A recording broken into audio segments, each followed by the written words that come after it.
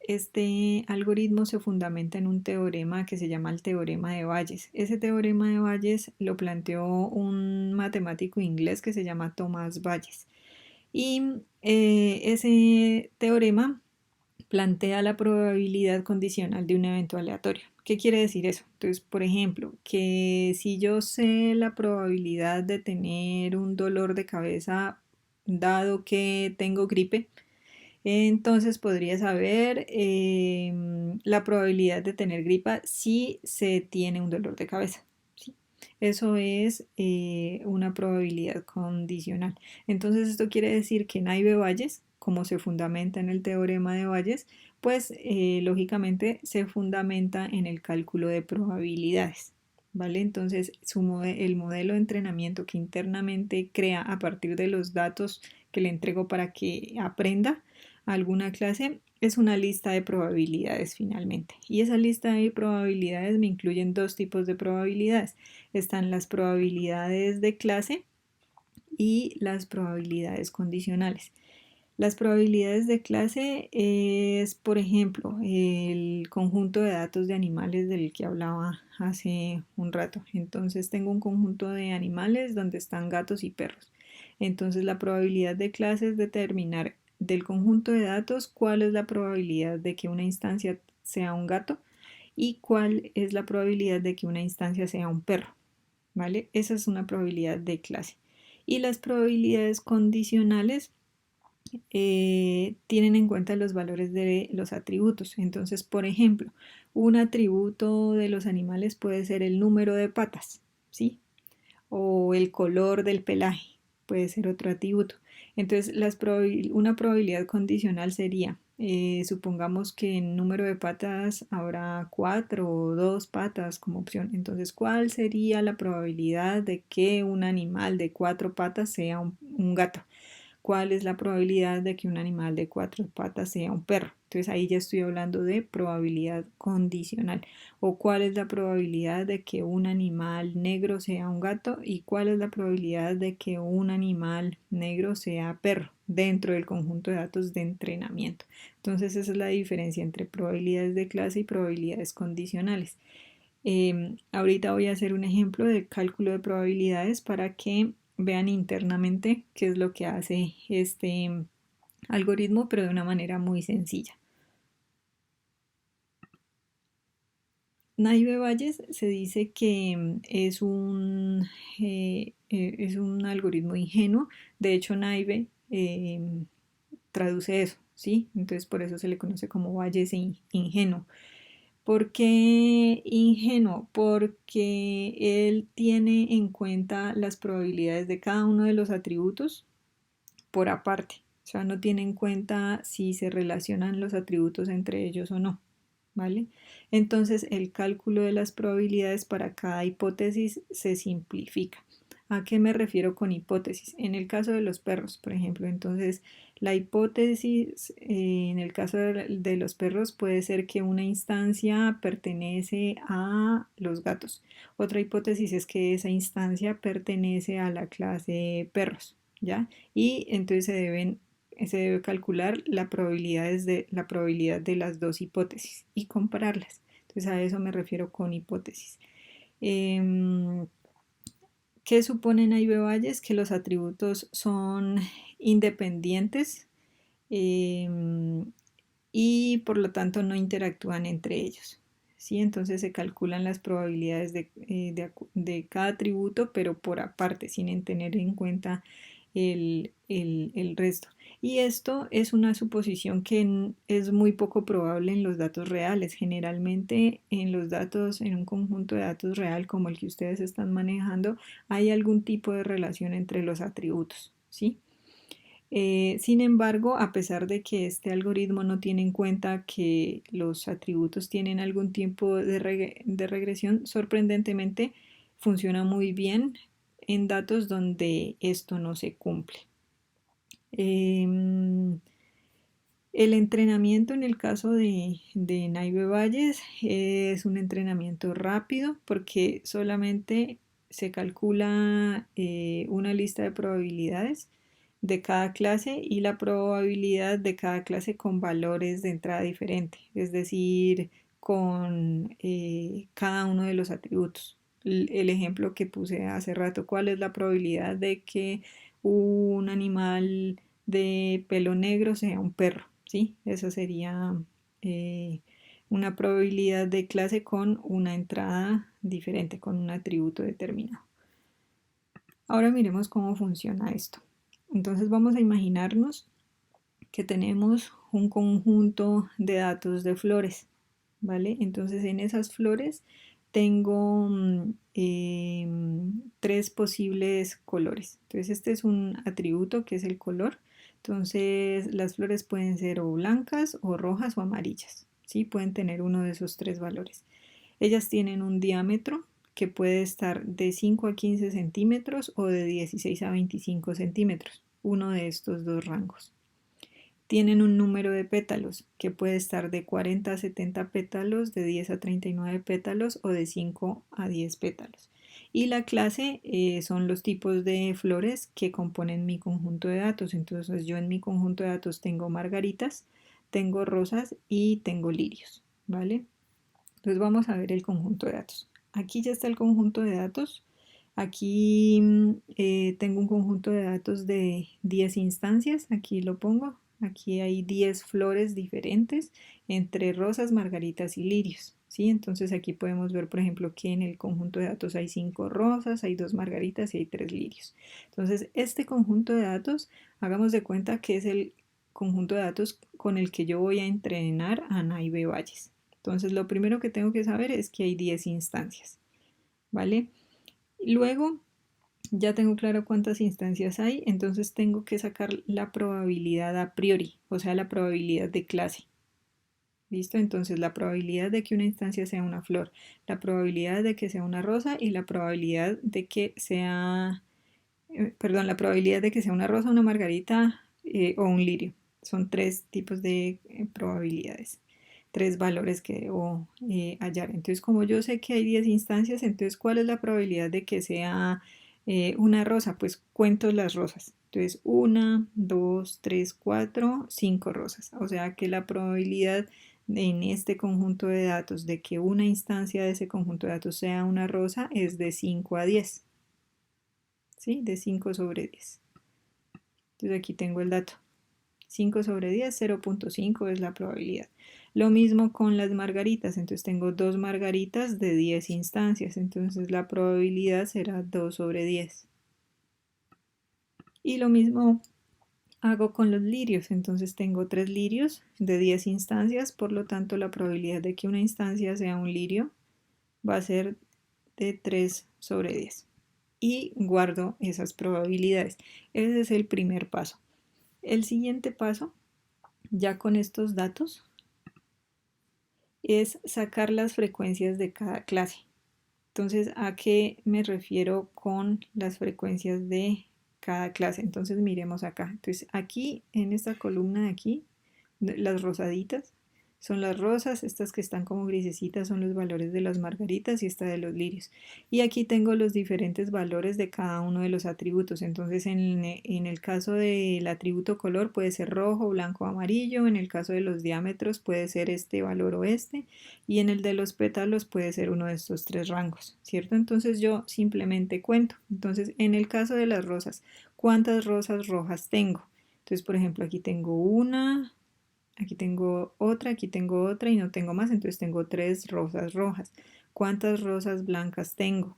Entonces aquí tengo una blanca, dos blancas, entonces pongo aquí el número 2. ¿Cuántas rosas amarillas tengo en el conjunto de datos? Pues no hay ninguna, entonces 0.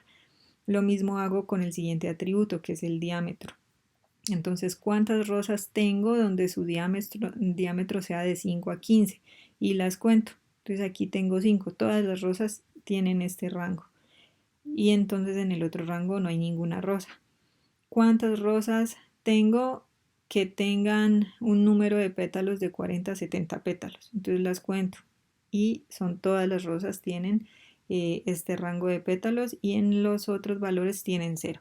Y lo mismo hago para la margarita y lo mismo hago para los lirios. Lleno la tabla. ¿Listo? Pero entonces ya cuando lleno la tabla, esto se llama frecuencia.